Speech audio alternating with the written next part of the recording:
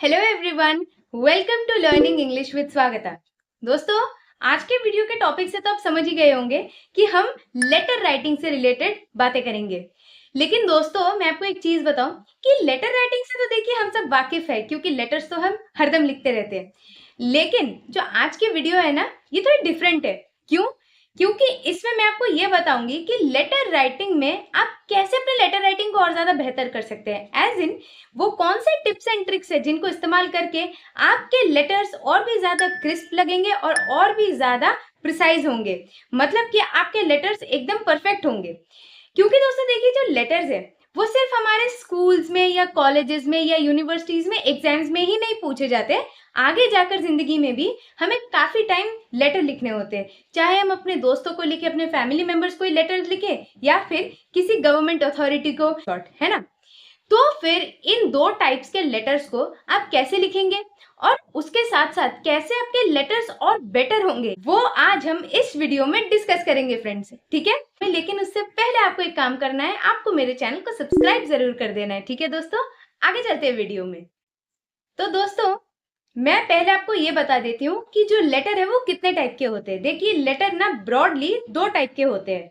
एक informal letter होता है और एक फॉर्मल लेटर होता है। तो इनफॉर्मल और फॉर्मल लेटर में डिफरेंस क्या है, आइए जानते हैं। जो इनफॉर्मल लेटर होता है वो हम अपने दोस्तों को, अपने फैमिली मेंबर्स को, उनको एड्रेस करते हैं। मतलब कि इनफॉर्मल मतलब जहां कोई फॉर्मेलिटी नहीं है। हम अपने दोस्तों के साथ, अपने फैमिली मेंबर्स के साथ ऐसा तो कोई फॉर्मेलिटी नहीं करते हैं ना, तो इसलिए इनको बोलते हैं इनफॉर्मल लेटर्स। अब इनफॉर्मल लेटर्स नॉर्मली किन रीजंस के लिए हम लिखते हैं या भेजते हैं किसी को? जैसे मान लीजिए किसी को हमने गेट वेल सून बोलना है, किसी को हम थैंक यू बोलना चाहते हैं, किसी को हम इसलिए लेटर लिख रहे हैं क्योंकि हमें उनका हालचाल पूछना है। या फिर मान लीजिए एक होता है ना हॉलीडे लेटर, मतलब हम हॉलीडेज बिता रहे हैं तो अपने दोस्तों को कोई लेटर लिख लिया, अपने फैमिली को कुछ लेटर लिख लिया, तो वो होता है इनफॉर्मल लेटर। क्योंकि वहां पे हम अपने दिल की बात अपने घर वालों से, अपने फ्रेंड से शेयर कर रहे हैं। तो इसमें कोई फॉर्मेलिटी नहीं है, क्योंकि वो हमें बहुत अच्छे से जानते हैं और उनके साथ इस वक्त जो हमारा रिलेशन है वो फॉर्मेलिटी का नहीं है। इसलिए these are called informal letters. ठीक है दोस्तों, अब आते हैं दोस्तों हमारे सेकंड कैटेगरी में, वो है फॉर्मल लेटर। अब मान लीजिए आपके घर में इलेक्ट्रिसिटी को लेके थोड़ी बहुत इशू हो रही है, कोई प्रॉब्लम आ रही है, तो फिर आप उस लेटर को किसको एड्रेस करेंगे? जो इलेक्ट्रिसिटी अथॉरिटी है, आप उन्हीं के पास एक लेटर भेजेंगे ना।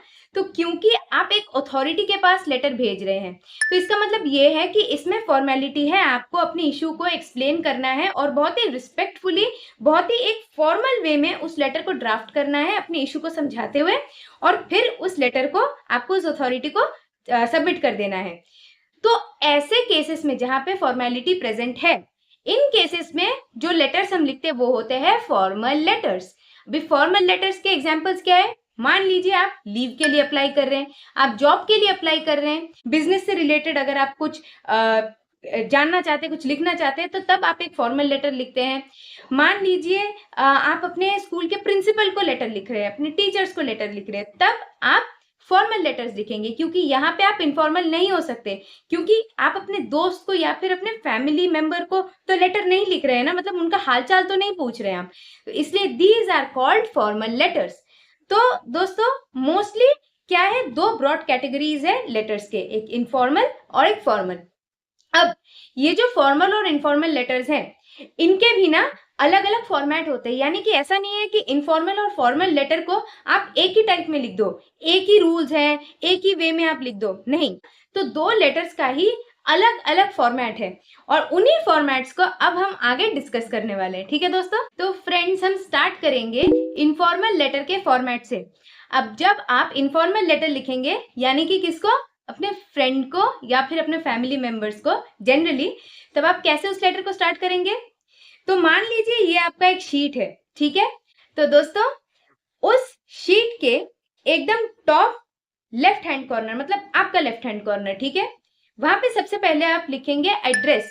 किसका एड्रेस? जिनको आप लेटर भेज रहे हैं, ठीक है, उनका एड्रेस जिनको आप लेटर भेज रहे हैं वो आपने पहले लिख दिया। अब उसके बाद हल्का सा स्पेस डाल के नीचे आप क्या लिखेंगे? डेट, आज की डेट या वो डेट जिस डेट पे आपने ये चिट्ठी लिखी है, ठीक है। उसके बाद आप और थोड़ा सा स्पेस छोड़ेंगे और उसके नीचे लिखेंगे आप डियर सो एंड सो, क्योंकि हम जनरली अपने लोगों में से मतलब जब हमारे फ्रेंड्स होते हैं, फैमिली होते हैं, उनको हम डियर करके ही एड्रेस करते हैं। तो आपको लिखना है डियर और फिर नाम, या फिर मान लीजिए dear brother, dear sister, dear mother. हमेशा तो नाम नहीं यूज करते ना हम, तो आपके अकॉर्डिंग जो सही है डियर और वो नाम, या फिर डियर और उनके साथ आपका जो रिलेशन है, ब्रदर का हो, सिस्टर का हो, मदर का हो, फादर का हो, वो लिखेंगे। ठीक है दोस्तों। उसके बाद आप हल्का सा स्पेस छोड़ के ये जो डियर है, डियर का जो डी है ना, एकदम उसके नीचे से स्टार्ट करेंगे अपना लेटर। कैसे? आपको जो भी कंटेंट लिखना है वो आप लिखिए, और उस कंटेंट में आपको फॉर्मेलिटी करने की ज्यादा कुछ जरूरत नहीं है, क्योंकि है तो ये इनफॉर्मल लेटर ही ना। तो आपका जो आपको मन आए लिखने का, आपका जो भी मतलब आपका जो भी इश्यू है, जो भी कंसर्न है, आप कुछ भी पूछना चाहते हैं, तो वो सब लिख दीजिए। ठीक है। तो आपके कंटेंट में आपने लिख दिया कि आपने जो पूछना था या जो कहना था। उसके बाद हल्का सा स्पेस नीचे से फिर से छोड़िए, और जो आपने मान लीजिए इस साइड से अपने अपना लेटर स्टार्ट किया था, ठीक है, उसके नीचे आप एकदम ऐसे पैरेलली उसके नीचे आप लिखेंगे yours truly, yours sincerely, yours lovingly, yours faithfully, कुछ भी, क्योंकि आपको मालूम है कि ये आपके फ्रेंड्स है, आपके फैमिली है, मतलब आपके क्लोज वंस है, तो इसलिए आप लिखेंगे yours lovingly, yours truly, yours faithfully. उसके नीचे जो ये योर्स का जो वाई है, उसके नीचे अपना नाम लिख देंगे। ठीक है। तो आपने देखा इनफॉर्मल लेटर लिखना बहुत ज्यादा इजी है। अभी दोस्तों मैं आपके सामने एक बॉक्स दिखा रही हूँ। ये जो बॉक्स है ना, इस पे मैंने एक सैंपल इनफॉर्मल लेटर का जो है एक स्पेसिमेन डाल दिया है। अब आप इसका स्क्रीनशॉट रख लीजिए, ताकि फ्यूचर में जब भी आप इनफॉर्मल लेटर लिखना चाहें, तब आप इसकी मदद से जो है एक लेटर लिख सकते हैं, इनफॉर्मल लेटर। ठीक है दोस्तों। अब इसके बाद हम आते हैं फॉर्मल लेटर के फॉर्मेट में। अब फ्रेंड्स हम डिस्कस करते हैं कि आप फॉर्मल लेटर कैसे लिखेंगे, फॉर्मल लेटर का फॉर्मेट क्या होगा। देखिए, वैसे ही आपको स्टार्ट करना है, जैसे मैंने आपको बताया कि आपको अपने टॉप लेफ्ट हैंड कॉर्नर से लिखना चालू करना है। ठीक है। लेकिन फॉर्मेट क्या होगा, इसमें सबसे पहले आप अपना एड्रेस लिखेंगे। ठीक है। मतलब आप सेंडर है तो सबसे पहले आप अपना एड्रेस लिखेंगे। आपने लिख लिया अपना एड्रेस, उसके बाद थोड़ा सा स्पेस छोड़ के नीचे आप लिखेंगे डेट, वही सेम डेट, मतलब जिस डेट पे आपने लेटर लिखा है, वो आज भी हो सकता है, कल भी हो सकता है, कभी भी हो सकता है, तो डेट आपने लिख दिया। उसके बाद थोड़ा सा स्पेस छोड़ के उसके नीचे आप लिखेंगे रिसिपिएंट्स एड्रेस, यानी कि जिसे आप लेटर लिख रहे हैं, जिनको आप लेटर भेज रहे हैं, जो लेटर को रिसीव करेंगे, उनका एड्रेस लिखेंगे। यहां तक बात खत्म हो गई दोस्तों। आई होप आपको समझ में आ गया। अब जो नेक्स्ट स्टेप है वो बहुत इंपॉर्टेंट है। क्यों? सुनते रहिए। ये जो आपने रिसिपिएंट्स का एड्रेस लिख दिया, अब उसके बाद थोड़ा सा स्पेस छोड़ के आपको क्या लिखना है, सब्जेक्ट। सब्जेक्ट यानी कि वो कौन सा कंसर्न है या वो कौन सा इशू है जो आप उन अथॉरिटी के कानों तक पहुंचाना चाहते हैं। अभी देखिए दोस्तों, जो फॉर्मल लेटर है ना, इसमें क्योंकि फॉर्मेलिटी प्रेजेंट है, इसमें आपको कोशिश करना है कि आपसे कोई भी गलतियां ना हो, क्योंकि ये एक अथॉरिटी को लेटर जा रहा है, तो इसमें काफी सीरियसनेस है। तो उस सीरियसनेस को मेंटेन करते हुए आपको सब्जेक्ट लिखना है। सब्जेक्ट के बाद आप क्या लिखेंगे, मतलब एक हाइफन डाल के जो सब्जेक्ट है वो कोई भी इशू हो सकता है। मान लीजिए अगर कोई इलेक्ट्रिसिटी की प्रॉब्लम आ रही है मेरे घर में, तो मैं क्या बोलूंगी, issue regarding electricity at my house. या फिर मान लीजिए आपके घर में वाटर सप्लाई की प्रॉब्लम हो रही है, तो आप क्या लिखेंगे, सब्जेक्ट हाइफन, उसके बाद आप क्या लिखेंगे कि problem regarding water supply at home. ठीक है। मतलब ये जो आपका सब्जेक्ट है ना, इससे क्या होगा, जो रिसिपिएंट है, जिन अथॉरिटी को आप भेज रहे हैं लेटर, उनको एक ब्रॉड आइडिया हो जाएगा कि अच्छा ये लेटर इस पर्टिकुलर चीज को कंसर्न करने वाली है। तो आगे जो आप कंटेंट में लिखने वाले उनको पहले से थोड़ा बहुत आइडिया होगा कि अच्छा, मान लीजिए अगर वाटर रिलेटेड इश्यू है तो उनको मालूम होगा कि अच्छा ये वाटर से रिलेटेड उन्होंने कुछ लिखा है, इलेक्ट्रिसिटी रिलेटेड है, रोड रिलेटेड है, तो उनको मालूम होगा। अब उसके बाद जैसे आपने सब्जेक्ट लिख लिया है, अब एक बहुत इंपॉर्टेंट स्टेप है जो शायद काफी टाइम मिस्टेक हो जाती है आपसे, वो ये है कि आपको इस पूरे चीज को अंडरलाइन करना है। सब्जेक्ट जो आप लिख रहे हैं ना, सब्जेक्ट के एस से स्टार्ट करते हुए एकदम जो आपने एक वो लाइन लिखी, उसको आपको पूरा अंडरलाइन करना है। दोस्तों जब मैं भी फॉर्मल लेटर का जो फॉर्मेट सीख रही थी ना, तब भी ऐसे मैंने देखा है कि बहुत बारीकी से आपको सीखना चाहिए फॉर्मल लेटर लिखना, तो आप बहुत ज्यादा एक्सपर्ट बन जाएंगे लेटर राइटिंग में। ठीक है दोस्तों, तो आपने सब्जेक्ट को अंडरलाइन कर दिया, अब आपका ये काम खत्म हो गया। अब उसके बाद थोड़ा सा स्पेस छोड़ के सब्जेक्ट का जो एस है ना, उस एस के एकदम बराबर नीचे आपको लिखना है रिस्पेक्टेड मैम और सर। अगर आपको मालूम है कि अथॉरिटी में आप किसको लिख रहे हैं, अगर वो कोई लेडी है तो आप लिखेंगे रिस्पेक्टेड मैम, अगर वो कोई आदमी है तो आप लिखेंगे रिस्पेक्टेड सर। लेकिन दोस्तों आपने देखा होगा ऐसे काफी टाइम लोग डियर सर, डियर मैडम भी लिख लेते हैं। ऐसे देखिए कोई ऐसे फॉल्ट निकालते तो नहीं है, लेकिन ना अगर आप रिस्पेक्टेड मैम या रिस्पेक्टेड सर लिखेंगे तो वो फॉर्मल लेटर और ज्यादा बेटर लगेगा, क्योंकि है तो ये फॉर्मल ना, तो आप किसी को ऐसे अचानक से डियर तो नहीं बोल सकते। तो रिस्पेक्टेड मैम या रिस्पेक्टेड सर। उसके बाद रिस्पेक्टेड के आर के नीचे से आपको अगेन अपना लेटर स्टार्ट करना है। अब इसमें बेहतर होता है अगर आप 2-3 पैराग्राफ्स में अपने लेटर को समझाने की कोशिश करें जो आपकी प्रॉब्लम है। मतलब ऑब्वियसली आपका प्रॉब्लम जितना बड़ा होगा उसी के अकॉर्डिंग आप पैराग्राफ्स डिवाइड करेंगे। ऐसा नहीं है कि अगर आपकी प्रॉब्लम छोटी है फिर भी आप उसको खींचते जा रहे हैं और 2-3 पैराग्राफ कर रहे हैं। जितनी आपकी प्रॉब्लम है उतना ही आप लिखेंगे, लेकिन बहुत क्रिस्प और बहुत प्रिसाइजली लिखेंगे, क्योंकि आप ये एक फॉर्मल लेटर लिख रहे हैं, आप अपने दोस्त को या फैमिली मेंबर को ये लेटर नहीं लिख रहे हैं।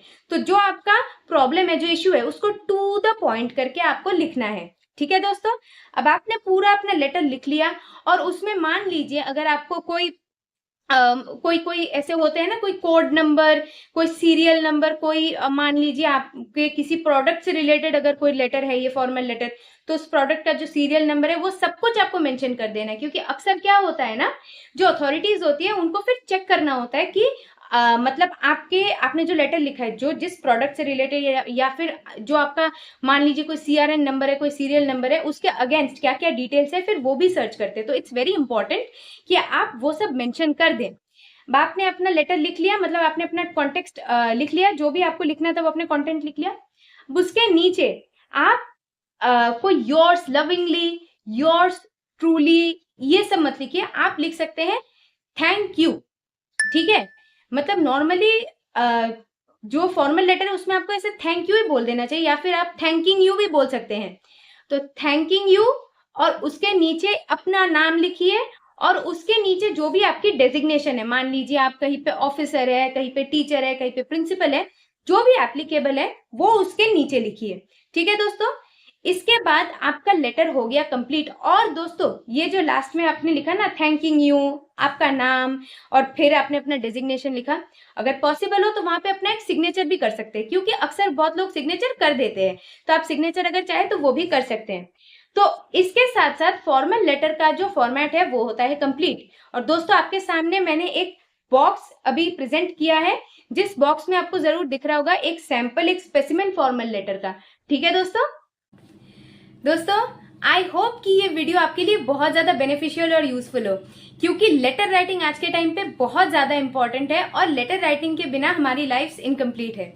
तो दोस्तों इस वीडियो को अच्छे से देखिए, और दोस्तों इसको बार बार रिपीट करके भी आप ये देख सकते हैं कि आप कैसे इनफॉर्मल और फॉर्मल लेटर को प्रैक्टिस करने के बाद आपका जो लेटर है वो उस लेटर के फॉर्मेट के साथ कितना मैच कर रहा है। ठीक है दोस्तों, और ऐसे ही लेटर राइटिंग को प्रैक्टिस करते जाइए, क्योंकि लेटर राइटिंग में एक्सपर्ट आप तब बनेंगे जब एक आपको फॉर्मेट मालूम होगा बोथ इनफॉर्मल और फॉर्मल लेटर्स के, और बी जब आप प्रैक्टिस करेंगे, वो कहते हैं ना practice makes a person perfect, तो आप लेटर राइटिंग प्रैक्टिस करते जाइए। भी जरूरी नहीं है कि आप किसी अथॉरिटी को ही डायरेक्ट लेटर्स लिख दें, आप कुछ भी अपने दिमाग में मान लीजिए, कोई भी एक इशू सोच लीजिए और जो आपका नोटबुक है या फिर कोई भी पेज है उस पर एक लेटर लिख डालिए। जरूरी नहीं है कि हर एक लेटर आपको पोस्ट ही करना है, इनफॉर्मल लेटर हो चाहे फॉर्मल लेटर हो, आप खुद ही लिखिए और खुद ही देखिए कि आप जब उस लेटर को पढ़ रहे हैं तब आपको अपना लेटर कितना अच्छा लग रहा है। फिर आपको पता चलेगा कि जिनको आप लेटर कभी अगर भेजते हैं तो फिर उनके पर्सपेक्टिव से उनको आपका लेटर कितना अच्छा लगेगा। ठीक है दोस्तों, आई होप लेटर राइटिंग में आप बहुत जल्द एक्सपर्ट बन जाए। ठीक है दोस्तों, till then please follow my content and इस वीडियो को लाइक और शेयर जरूर कर दे। अगर आपको कोई भी लेटर राइटिंग से रिलेटेड डाउट्स है तो कमेंट सेक्शन में जरूर बताइए, मैं सॉल्व करूंगी आपके problems. And till then see you soon.